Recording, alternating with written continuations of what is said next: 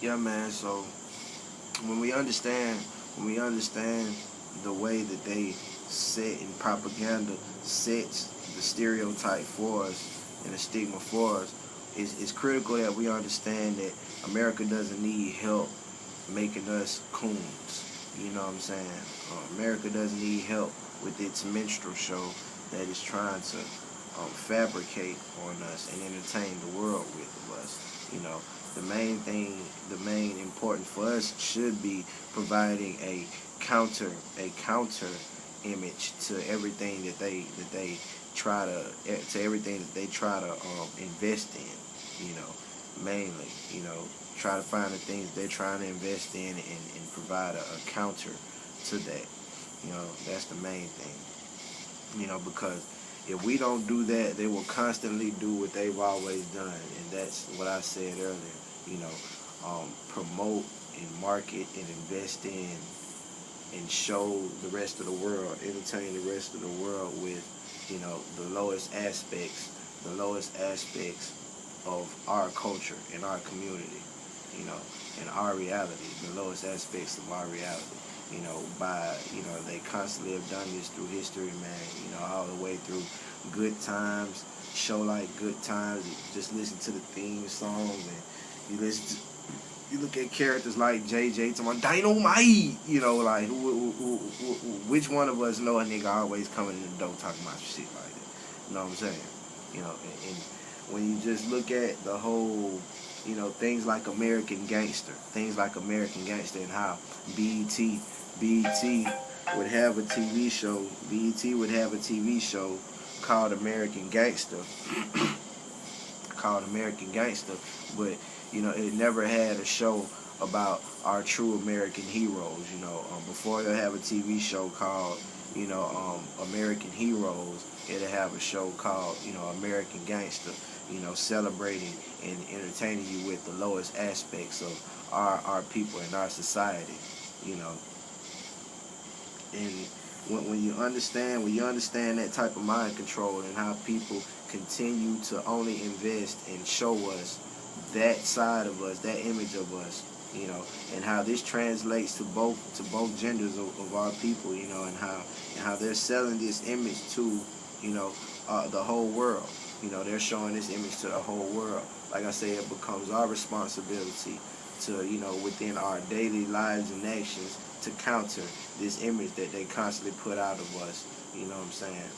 That becomes our ultimate responsibility, you know, to counter that, you know. So it's important, you know, that we be cognizant and we be conscious, you know, because it really disgusts me when I see so many violent videos of us on World Star, of us fighting like dogs and beating each other to, you know, to the world's end, you know, just self-destructing genocide, you know, totally self-destructing and genocide.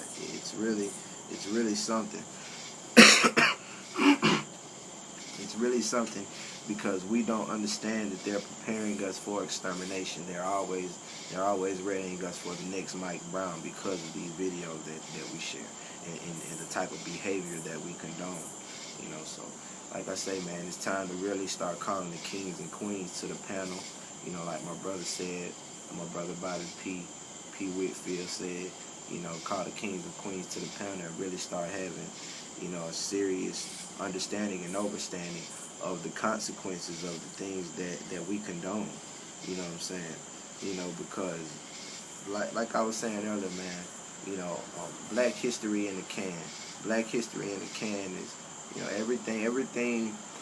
When they first seen us, like I say, they was outside of the international language. All of us were building pyramids together and all that good stuff. We were making it happen, you know.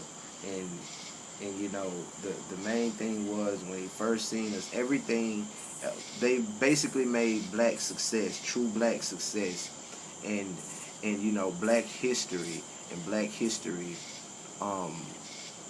they've outlawed true black history and true black success, basically, and they've condemned it and made it illegal, basically, should I say that, true black success, in a sense to where, you know, if you know about Black Wall Street, that was black success. There was a Wall Street before this one that you have now, you know, and it was black people, you know, and it was because of jealousy, being jealous of that establishment, you know, angry whites in the military and organizations, you know, the military, like I said, you know, tore down Black Wall Street, you know, and tore down everything we had going on, black success.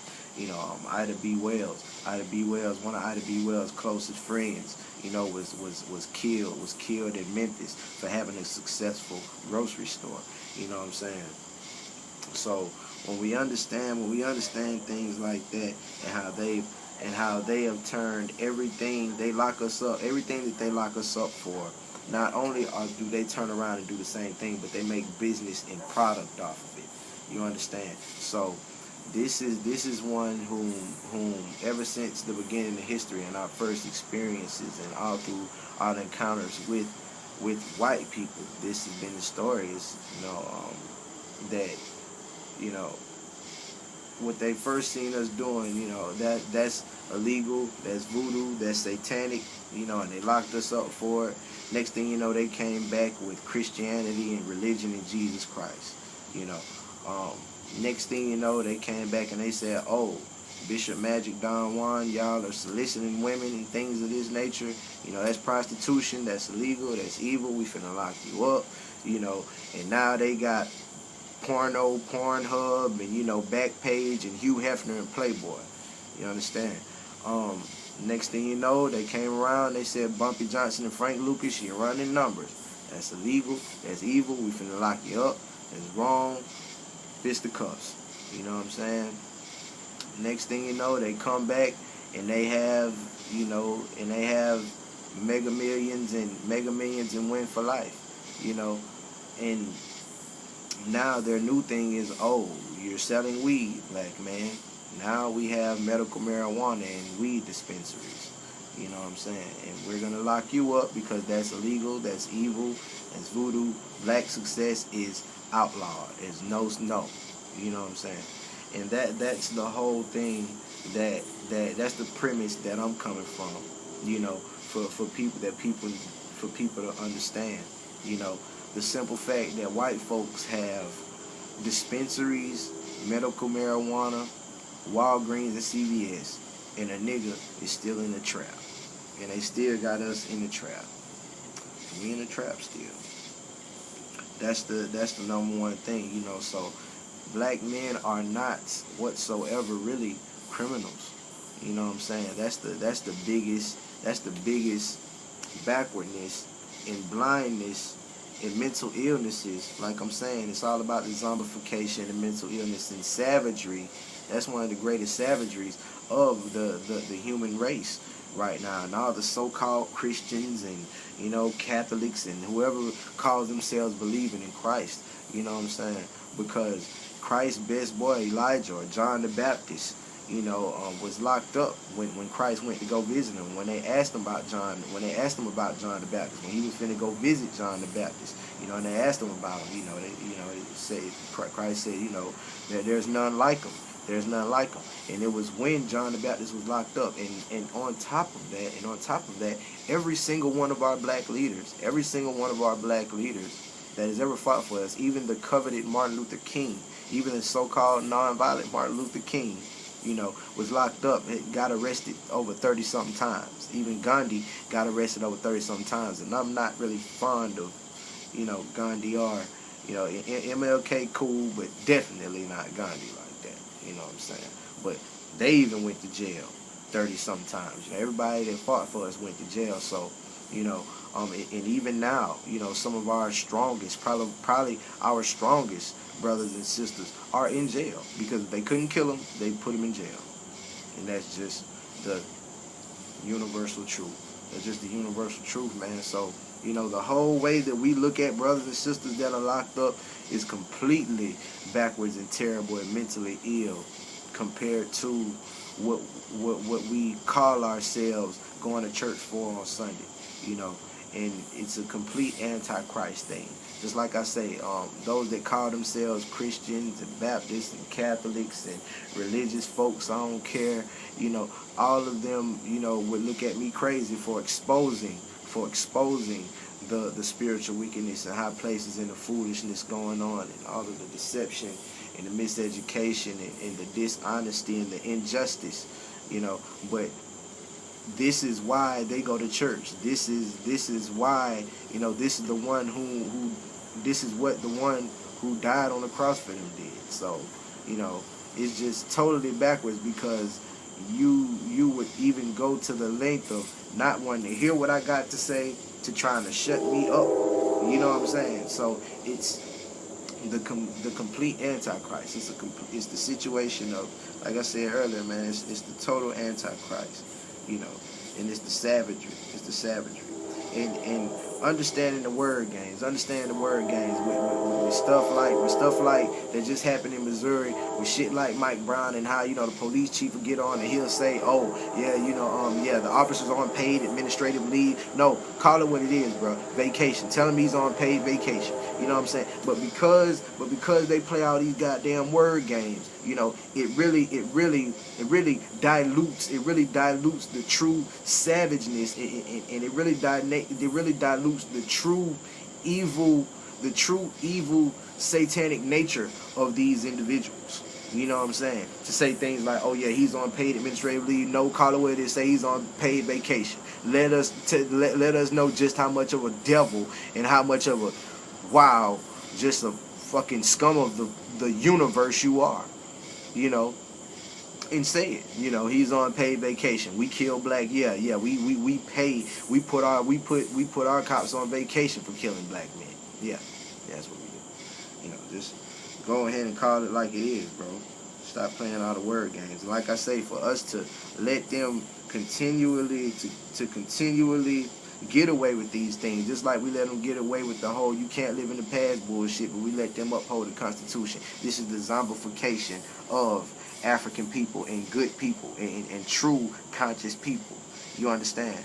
Because it locks the divine self inside, and now you have all this chaotic stuff going on where you have a divine voice inside you who's telling you there's some bullshit going on, and you following the bullshit program, and you know better. You know what I'm saying? So many people know better, and that's the ultimate thing that, you know, because 85 to 90% of people on the planet, and I'll definitely say in the nation, 85 to 90% of the people in the nation for sure, you know, are doing something that isn't propelling their dream. You know, they're working to an end which isn't their own. You know, and this is slavery, and this is a zombie-like savage thing, because, and this shows you that this is slavery and we're still enslaved. Because have you ever experienced this phenomena where, you know, you wake up in the morning for work, and you be like, man, I'm tired of the motherfucker. You know what I'm saying? And you be at work and you still be tired. Like, boy, I'm tired. You damn near fall asleep at work. I mean, you about to fall asleep on your feet. You know, you damn near sleepwalking at work. You know, but then when you get off of work, you experience this burst of energy that, you know, hell, you know, the last thing on your damn mind is sleep.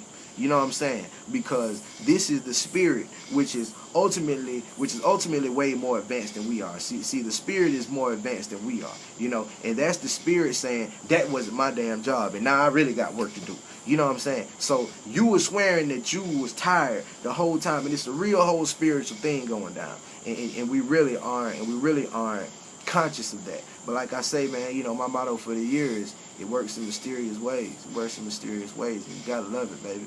You know, and these are the main things that I just really wanted to break down to y'all, man. You know, some of the main things, and, you know, continuing on the next video, breaking down the mental illness. You know, continuing to break this thing down. So, bless, man. Y'all stay tuned. Chill.